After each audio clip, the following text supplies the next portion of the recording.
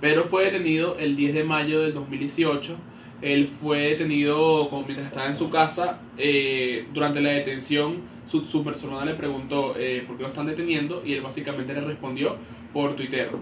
Y vamos a hablar de eso de la casa. A él lo sacan de su hogar, Sí, lo sacaron de su hogar a esposado.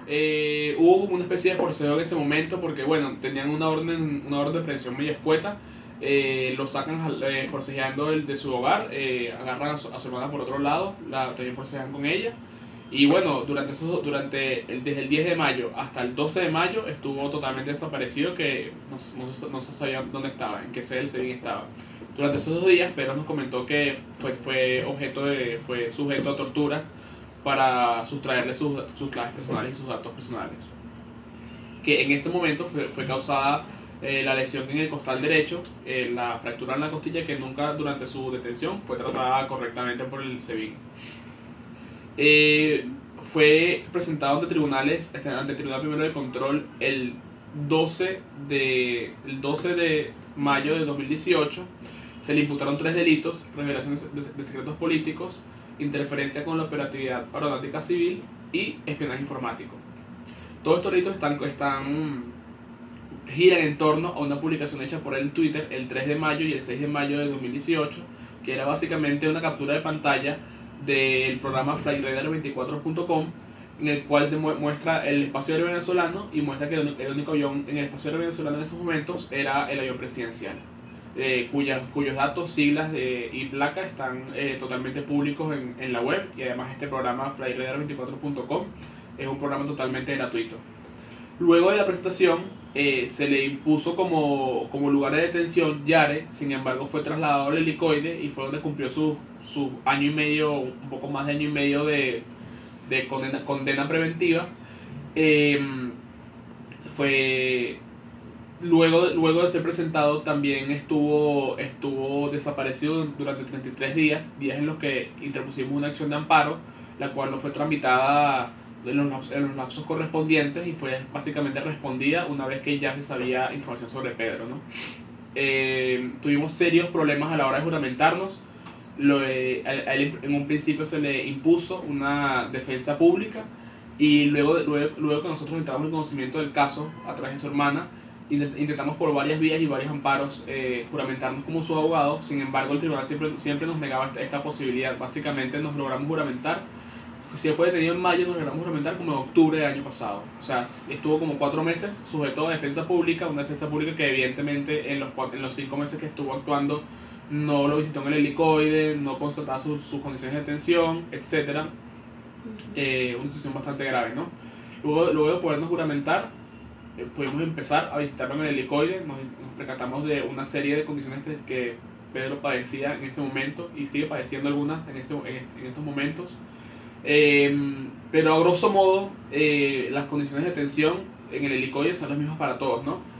Falta de salubridad, falta de alimentos adecuados, irregularidad en las horas que se imparten los alimentos, falta de agua potable, falta de luz solar, poco espacio de esparcimiento, poco espacio para realizar actividades físicas, falta de atención médica a los que requieren atención médica, en el sentido de que, bueno, Pedro por su lado requiere una atención médica especializada, ya que no tiene una condición que sea tratable con medicamentos, sino que más bien necesita un informe médico extenso, y esto nunca fue cumplido, ¿no? Básicamente lo que se le daban eran analgésicos, se le drenaba la neuritis que tiene en el costal derecho, pero más allá de eso no se le da atención médica completa y especializada, que es lo que él requiere en este momento.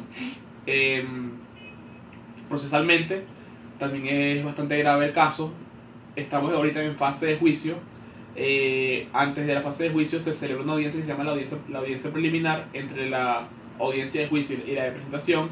Esta audiencia preliminar, que es básicamente para que la fiscalía actuante presente acusación o presente sobreseimiento, fue diferida un total de 7 veces y fue finalmente celebrada el 31 de enero de este año.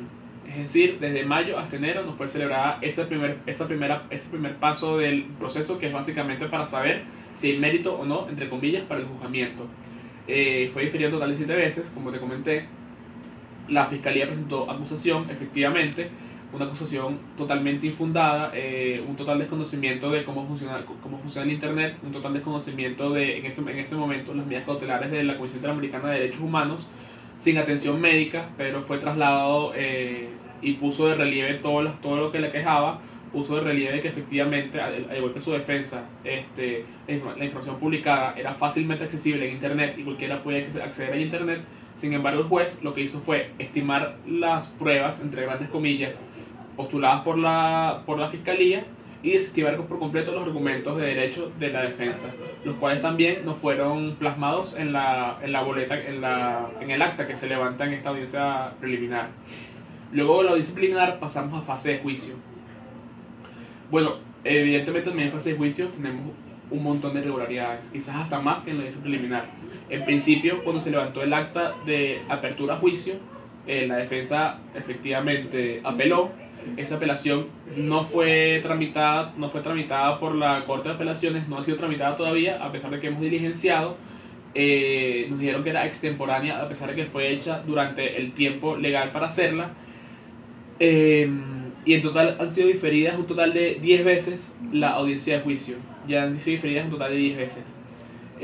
Se nos complica un poco más el proceso ahora que Pedro está libre. A pesar de que efectivamente saludamos que esté libre y estamos agradecidos que esté libre, es una liberación parcial. ¿Por qué? Por una serie de cosas. En primer lugar, el 13 de septiembre de este año recibimos la decisión del Grupo de Trabajo sobre las Detenciones Arbitrarias, decisión número 039/19, en la que instan al Estado venezolano a liberar completamente a Pedro. ¿Por qué? Porque dicen que su detención entra en las 3 categorías sobre detención arbitraria. La primera categoría siendo que no existe una base legal para justificar la detención. La segunda categoría siendo que está detenido por ejercicio de un derecho fundamental, siendo la libertad de expresión y acceso a la información pública. La tercera categoría porque parcialmente se han incumplido reglas de proceso. Es decir, sí ha tenido acceso a la defensa, etcétera, pero las constantes dilaciones de la audiencia preliminar, de la audiencia de juicio, las irregularidades en torno a los amparos realizados, todos estos suman fallas al debido proceso, que tienen que evidentemente ser remediadas. Lo que concluye el grupo de trabajo es que el Estado venezolano tiene que sobreseer, es decir, declarar totalmente la inocencia de Pedro Jaimes y anular completamente el juicio, es decir, no existe juicio.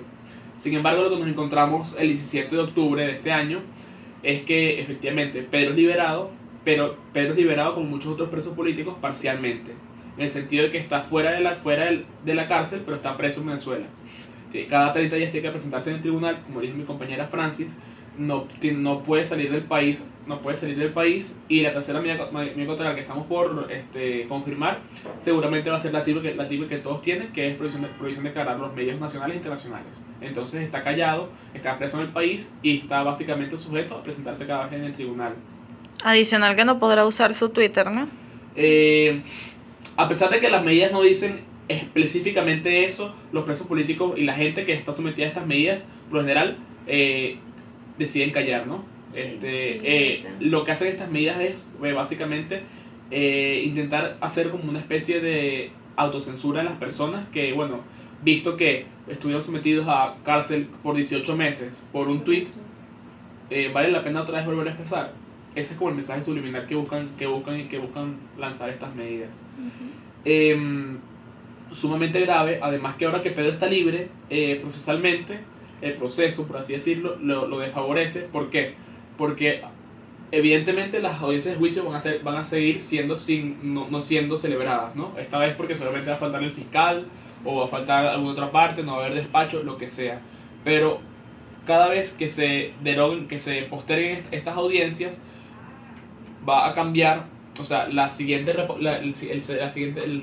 pauta va a ser dentro de los 2 meses siguientes, 3 meses, porque el proceso lo que hace es que cuando estás libre durante el proceso, extienden más el régimen de celebración de las audiencias. Es decir, como Pedro antes estaba detenido, eran cada 20 días las audiencias de juicio. Sin embargo, ahora como está libre, pueden ser cada 2 meses y pueden ser fijadas con tiempos más largos, por así decirlo. Ok, ahora, ¿cómo fueron esas torturas? Ustedes me comentan que a él lo golpearon, que tenía unas lesiones en las costillas, tenían algo. Pueden decir, explicar detalladamente qué le hicieron. Bueno, sí. Lo que pasa es que al momento en que Pedro describe estas torturas, él no es tan específico porque pues toda la carga emotiva que eso representa para él pues lo limita en muchas oportunidades, ¿no? Pero escasamente lo que nos ha comentado es que a él lo torturaron, le colocaron bolsas en la cabeza, dentro de esa bolsa le colocaron insecticidas, lo ahogaron con, colocaban como un tobo de agua donde él le introducían la cabeza, lo dejaban ahí ahogado hasta que prácticamente quedaba inconsciente, lo golpeaban con sacos de plátano y que incluso, claro, él estaba volteado boca abajo y que al momento de este impacto con estos sacos se produjo esa fractura, que fue el dolor tan intenso que él tuvo. Además de esto, en este proceso que a él lo estaban torturando y le estaban dando los malos tratos, él tenía que dormir en un escritorio, lo que usaba como almohada eran sus zapatos. Cada vez que él daba todos estos malos tratos son para él poder dar las contraseñas de sus redes sociales, y cada vez que él decía la contraseña en la misma actividad, los funcionarios no entendían bien y cada vez que no podían ingresar le daban otro golpe y otro golpe. Entonces la misma situación se hacía tan complicada que hacía que fuesen más violentos con él. Eso es lo que ha explicado Pedro, es lo que nos ha comunicado, pero no sabemos con más detalles qué fue lo que pasó. Obviamente eso lo vivió fue él y lo determina bien es él, aunque ahorita en estos momentos pues él no está en condiciones para eso. ¿Y tienen marcas en el cuerpo? A este momento no, lo que se evidencia con claridad es la protuberancia que tiene por la fractura de la costilla. Esta fractura cada tanto tiempo no es algo determinado, se le inflama, se le enrojece, le duele, le cuesta sentarse, pararse, caminar, tomar aire. A consecuencia de estas fracturas también él tiene un cuadro de asma continuo. A nivel emocional también, cada vez que él está ansioso, está acelerado, presenta el asma. No son, digamos, síntomas físicos además de la fractura, morados o golpes, pero sí presenta alergias en la piel, tiene la piel pálida, está demacrado, está débil, le salen abscesos en las muelas dentro de la boca, tiene herpes en los labios. Todo esto es un conjunto de factores que se van acumulando en todo este proceso de detención que tuvo, que llega al punto en el que, bueno, evidentemente de alguna manera se manifiesta.